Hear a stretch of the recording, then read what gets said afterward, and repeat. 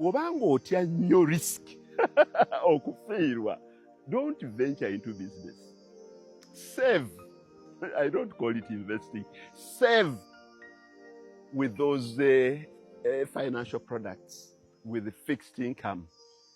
If your ambitions are fixed, or if your expenses are fixed, naye abasajja abaagala okukola ssente teba fixing their expectations, teba fixing their incomes.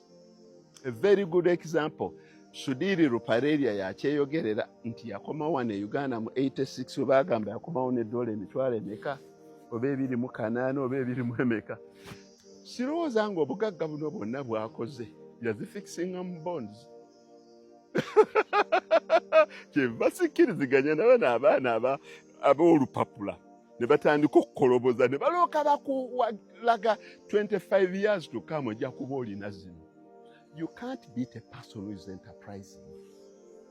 I don't think if I had fixed my income, my savings that I came with from South Africa, that I would be as wealthy as I am. And I've tried to beat all odds.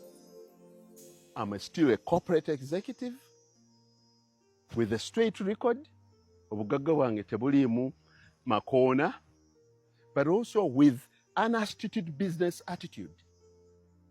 And astute not being shrewd, nti agula ebintu by'abantu mu ngeri embi. No. Buli muntu yenna namugula mu bulungi.